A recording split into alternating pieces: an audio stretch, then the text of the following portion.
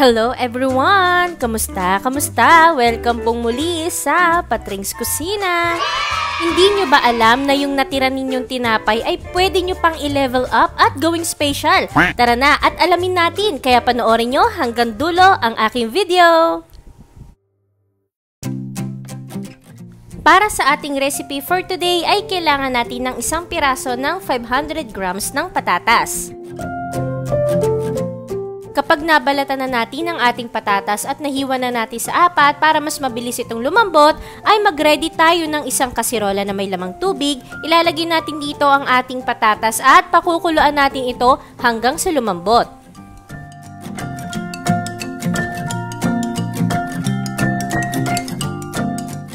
So habang nagpapakulo tayo ay meron tayo ditong 8 piraso ng tasty bread. So kung nakikita ninyo, tinanggal ko na yung matigas na part doon sa ating tinapay. Ngayon, gamit ang ating rolling pin ay i-flatten natin ito. At kung wala naman kayong rolling pin ay pwede naman kayong gumamit ng baso na mahaba.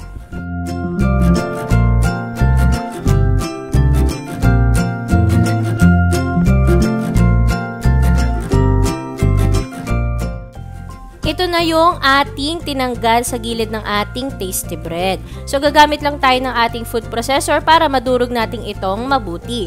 So, ito talaga yung literal, no? Literal na breadcrumbs. Hindi natin tinapon. Ito na mismo yung ginamit natin para hindi na tayo bumili ng breadcrumbs. Yung madalas na ginagamit sa tempura. Diba yun ang ating binibili minsan? So, ito na, okay na yung ating patatas. Malambot na. I-transfer na natin ito sa isang malinis na bowl.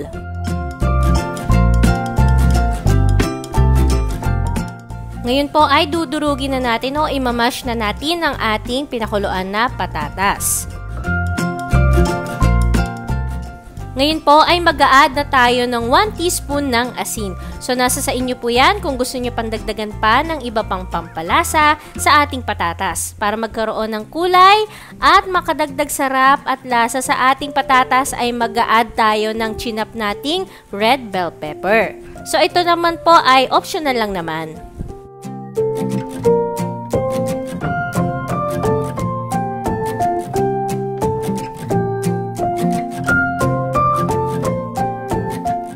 Ngayon po, sa gitna ng ating tinapay ay maglalagay tayo ng ating patatas. So, kalahating kutsara ang dami nito.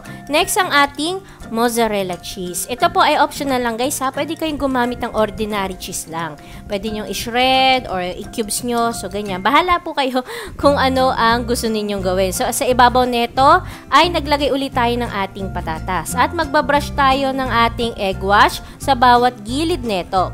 I-close na natin ito na pa-triangle. So, ayan. Isaran lang natin itong mabuti. So, para mas okay yung ating pagsara nito, ay gagamit tayo ng ating tinidor para mailak natin ang bawat gilid nito. So, kung expert kayo sa paggawa ng empanada, sigurado ako sisiw na sisiw sa inyo ito. Ngayon po ay magbe-breadings na tayo. So, 2 bowl ang ating kailangan. Nandun sa kabilang bowl ang ating breadcrumbs. At dito naman sa kabilang bowl ay nandyan ang ating 2 itlog.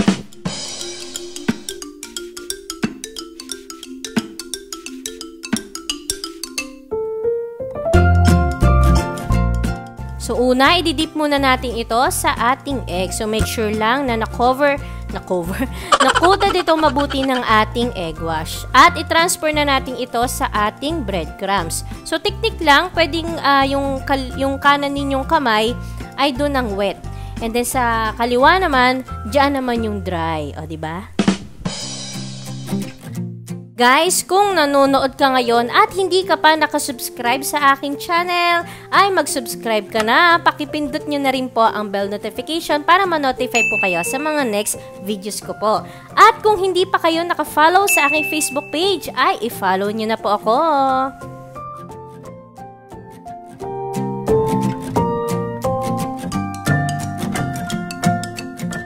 Kapag tapos na tayo mag-breadings at hindi nyo pa naman ito kailangan iprito, ay pwede nyo muna itong ilagay sa ref. Pero dahil excited tayo, ipiprito na natin ito.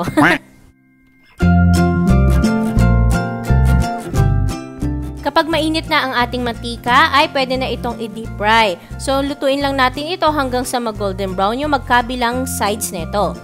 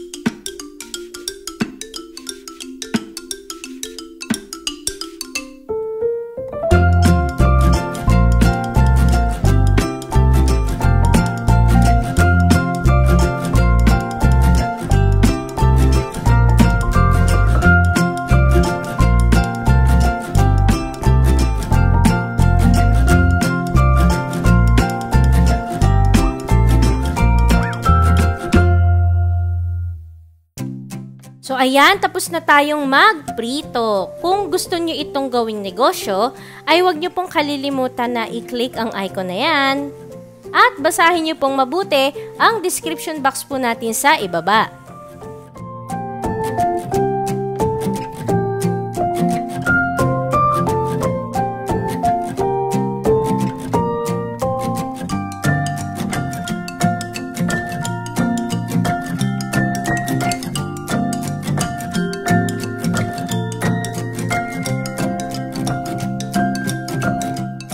You know, sarap. Masarap pa rin yan guys kahit anong uri ng cheese ang gamitin ninyo. Pakasimple lang na mga sangkap at sobrang dali lang gawin. Okay, tara let's na sa ating SOS. Shout out session!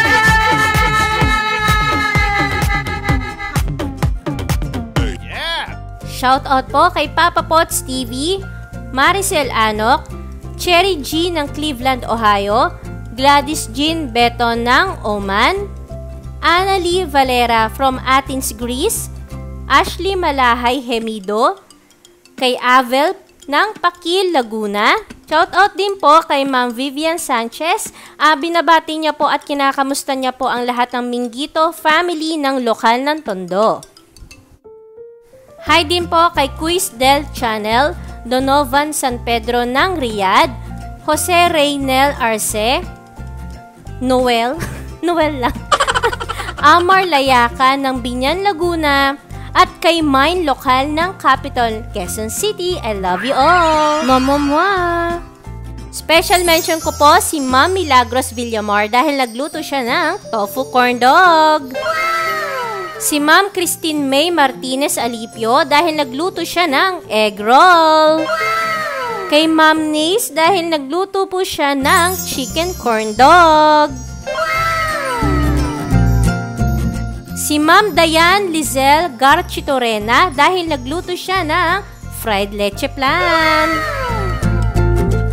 Si Ma'am Sheila Marie Hibaya dahil nagluto siya ng do-it-your-own California Maki.